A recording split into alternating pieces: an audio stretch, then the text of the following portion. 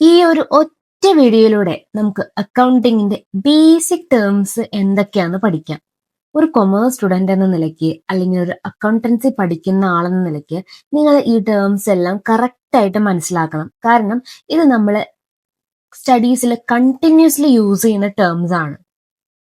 നമ്മൾ ഈ വീഡിയോയിൽ നോക്കാൻ പോകുന്ന പ്രധാനപ്പെട്ട terms capital, assets, liabilities, expenditure, goods, drawings, revenue, profit, losses, debtor, creditor, purchase, and sales. Capital is the amount invested by the owner, proprietor or partner into the business. അതായത് owner ബിസിനസ്സിലോട്ട് invest ചെയ്യുന്ന മണി അല്ലെങ്കിൽ എമൗണ്ടിനെയാണ് നമ്മൾ capital എന്ന് പറയുന്നത്. It can be in the form of cash, goods or assets.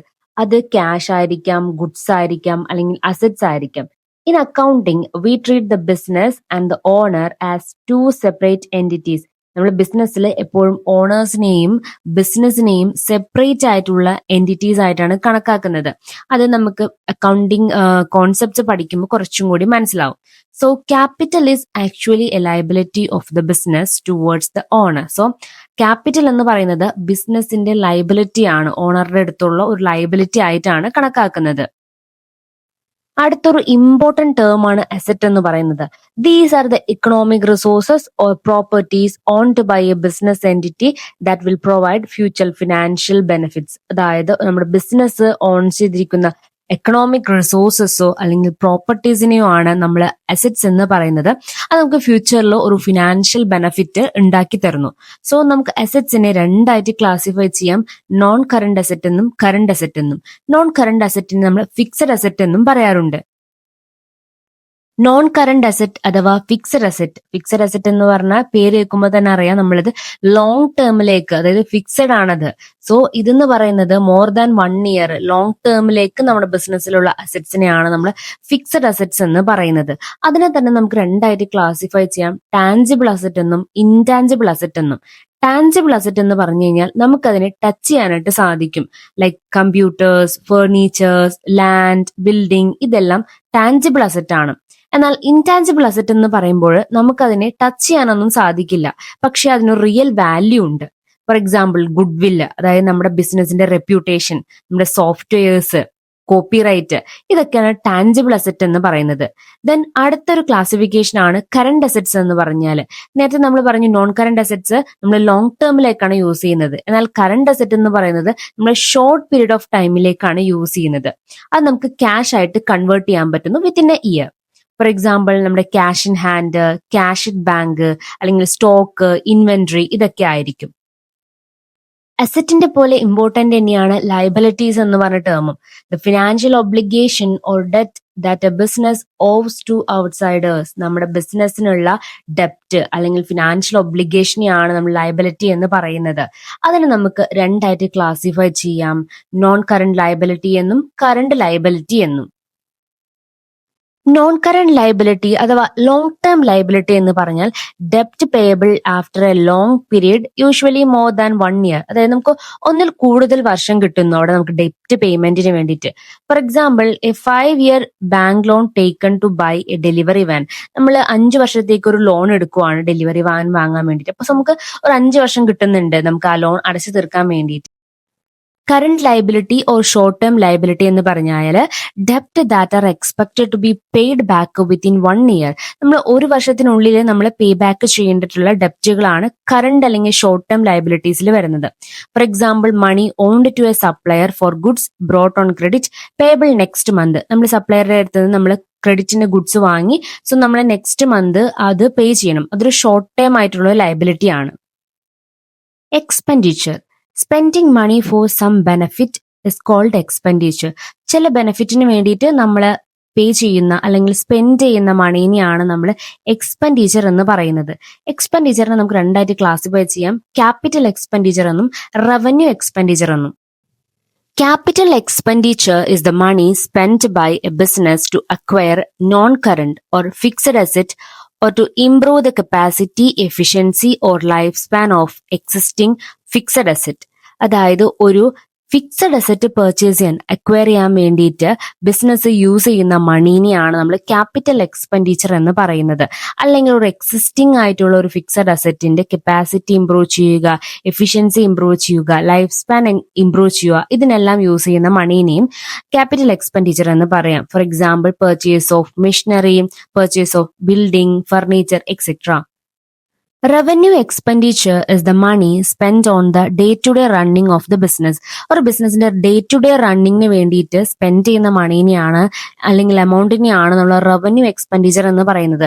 Like salary പേ ചെയ്യുന്നത്, wages പേ ചെയ്യുന്നത്, rent പേ ചെയ്യുന്നത്, interest payment, depreciation, ഇതെല്ലാം റവന്യൂ എക്സ്പെൻഡിച്ചർ ആണ്.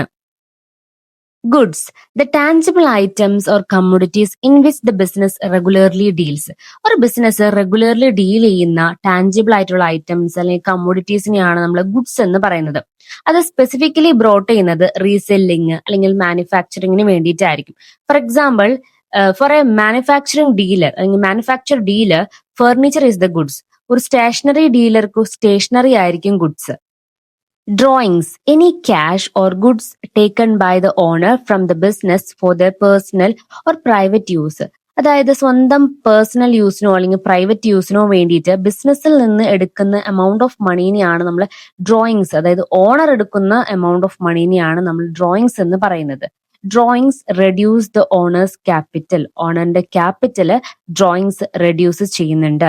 Four example, if you take 2000 from the shop's cash box to pay your younger brother's school tuition fees, it is classified as or called as drawings. അതായത് ബ്രദറിന്റെ tuition fees അടയ്ക്കുന്നതിന് വേണ്ടിയിട്ട് നമ്മൾ ഷോപ്പിലെ ബോക്സിൽ നിന്ന് 2000 രൂപ എടുത്തു എന്ന് വിചാരിക്കാം. സോ നമ്മൾ ബിസിനസ്സിൽ നിന്ന് എടുത്ത ക്യാഷ് ആണ്. സോ അതിന് നമ്മൾ ഡ്രോയിങ്സ് എന്നാണ് പറയുന്നത്. Revenue is the total amount of money a business actually receives or earn from its core activity during a specific period. ബിസിനസിന്റെ കോർ ആക്ടിവിറ്റിയിൽ നിന്ന് ഒരു സ്പെസിഫിക് പീരീഡിൽ ബിസിനസ് ഏൺ ചെയ്യുന്ന ആക്ച്വൽ മണി അല്ലെങ്കിൽ അമൗണ്ടിനെയാണ് നമ്മൾ റവന്യൂ എന്ന് പറയുന്നത്. This is usually from selling goods or providing service to customers. For example, sales revenue. A garment store sells cloth worth ₹25,000 in a day. ഒരു ഗാർമെന്റ് സ്റ്റോർ 25,000 രൂപ വിലയുള്ള ഡ്രസ്സുകൾ ഒരു ദിവസം വിൽക്കുവാണ്. So that 25,000 is it's sales revenue. അപ്പോൾ 25,000 രൂപയാണ് ആ ഒരു ബിസിനസിന്റെ സെയിൽസ് റവന്യൂ എന്ന് പറയുന്നത്. ഏറ്റവും ഇമ്പോർട്ടന്റ് ആയിട്ട് മനസ്സിലാക്കി വെക്കേണ്ട 2 ടേം ആണ് പ്രോഫിറ്റ് ആൻഡ് ലോസ് എന്ന് പറയുന്നത്. Profit happens when your total income is greater than your total expense. നമ്മുടെ ടോട്ടൽ എക്സ്പെൻസിനേക്കാൾ കൂടുതലാണ് ടോട്ടൽ ഇൻകം എങ്കിൽ അവിടെ നമുക്ക് പ്രോഫിറ്റ് ആണ് ഉണ്ടാകുന്നത്. It means you have money left over after paying all your business cost. നമ്മുടെ ബിസിനസ് കോസ്റ്റ് എല്ലാം പേ ചെയ്തതിനു ശേഷം നമ്മുടെ ബിസിനസ്സിൽ പൈസ ബാക്കി ഉണ്ട് എന്നാണ് നമുക്ക് ഈ പ്രോഫിറ്റ് കാണിച്ചു തരുന്നത്. Losses, a loss happens when your total expenses are greater than your total income. നമ്മുടെ ടോട്ടൽ എക്സ്പെൻസസ് നമ്മുടെ ടോട്ടൽ ഇൻകത്തിനേക്കാൾ കൂടുതലാണെങ്കിൽ നമുക്ക് അവിടെ ഒരു ലോസ് ആണ് ഉണ്ടാകുന്നത്. It means the money you earned wasn't enough to cover the cost of running the business. നമ്മൾ ഏൺ ചെയ്ത മണി നമ്മുടെ കോസ്റ്റ് കവർ ചെയ്യാനുള്ള അത്ര ഇല്ല എന്നാണ് നമുക്ക് ഇതിൽ നിന്ന് മനസ്സിലാവുന്നത്. And you are losing the money. നമ്മൾ പൈസ നമുക്ക് നഷ്ടമാണ് അവിടെ ഉണ്ടായിട്ടുള്ളത്. അതാണ് ലോസ് കാണിക്കുന്നത്. Debtor, a person or entity who owns money to the business because a business sold them goods or service on credit. അതായത് നമുക്ക് പൈസ തരാനുള്ള ആളുകൾ അല്ലെങ്കിൽ ബിസിനസിന് പൈസ തരാനുള്ള ആളുകളെയാണ് നമ്മൾ ഡെപ്റ്റേഴ്സ് എന്ന് പറയുന്നത്. ബിക്കോസ് അവിടെ ഒരു ക്രെഡിറ്റ് സെയിൽ നടത്തിയിട്ടുണ്ടായിരിക്കും. So they have to pay the money to the business. They are an asset. അതിനെ അസറ്റ് ആയിട്ടാണ്, ഡെപ്റ്ററിനെ അസറ്റ് ആയിട്ടാണ് നമ്മൾ ട്രീറ്റ് ചെയ്യുന്നത്. Creditor, a person or supplier to whom the business owes money because goods or service were brought from them on credit. They are a liability. നമ്മൾ business ഒരു credit purchase നടത്തിയിട്ടുണ്ട്. So we have to pay the money to the supplier. നമ്മൾ സപ്ലയർക്ക് മണി പേ ചെയ്യണം. അവരെയാണ് നമ്മൾ creditors എന്ന് പറയുന്നത്. അതുകൊണ്ട് തന്നെ നമ്മളൊരു ലയബിലിറ്റി, ബിസിനസിന്റെ ലയബിലിറ്റി ആയിട്ടാണ് ക്രെഡിറ്റേഴ്സിനെ കാണുന്നത്. Purchase and sales. പർച്ചേസ് എന്ന് പറഞ്ഞാൽ the term is strictly reserved for buying goods for resale. അതായത് നമ്മൾ സാധനങ്ങൾ ഗുഡ്സ് വാങ്ങിക്കുന്നു, അത് നമ്മൾ റീസെയിൽ ചെയ്യുന്നു. അതിനാണ് നമ്മൾ പർച്ചേസ് എന്ന് പറയുന്നത്. അതിൽ ക്യാഷ് പർച്ചേസും വരാം, ക്രെഡിറ്റ് പർച്ചേസും വരാം. സെയിൽസ് എന്ന് പറഞ്ഞു കഴിഞ്ഞാൽ the term is used exclusively for the transfer of goods to customers for a price, അതായത് കസ്റ്റമേഴ്സിന് നമ്മൾ സാധനങ്ങൾ ട്രാൻസ്ഫർ ചെയ്യുന്ന ഒരു പ്രോസസ്സ്. അത് ഒരു എമൗണ്ട്, ഒരു പ്രൈസിന് വേണ്ടി നമ്മൾ എന്ത് ചെയ്യുന്നു, സാധനങ്ങൾ ട്രാൻസ്ഫർ ചെയ്യുന്നു. അതിനാണ് നമ്മൾ സെയിൽസ് എന്ന് പറയുന്നത്. അത് നമുക്ക് ക്യാഷ് സെയിൽസ് ആയിരിക്കാം, ക്രെഡിറ്റ് സെയിൽസും ആയിരിക്കാം. ആസ് എ കൊമേഴ്സ് സ്റ്റുഡന്റ് നിങ്ങൾ ഇതെല്ലാം മനസ്സിലാക്കിയിരിക്കണം. കാരണം അക്കൗണ്ടിങ്ങിന്റെ ബേസിക് ആയിട്ടുള്ള കോൺസെപ്റ്റ് ആണ്. ഇത് മനസ്സിലായില്ലെങ്കിൽ നിങ്ങൾക്ക് കണ്ടിന്യൂസ് ആയിട്ടുള്ള കാര്യങ്ങളൊന്നും ഇനി മനസ്സിലാകില്ല. സോ ഇത്രയും കോൺസെപ്റ്റുകളെല്ലാം മനസ്സിലായി എന്ന് വിശ്വസിക്കുന്നു. അപ്പോൾ വീഡിയോ ഇഷ്ടപ്പെട്ടെങ്കിൽ സബ്സ്ക്രൈബ് ചെയ്യുക, ലൈക്ക് ചെയ്യുക, കമന്റ് ചെയ്യുക. അപ്പോൾ അടുത്ത വീഡിയോയിൽ കാണുന്നവരെ ബൈ.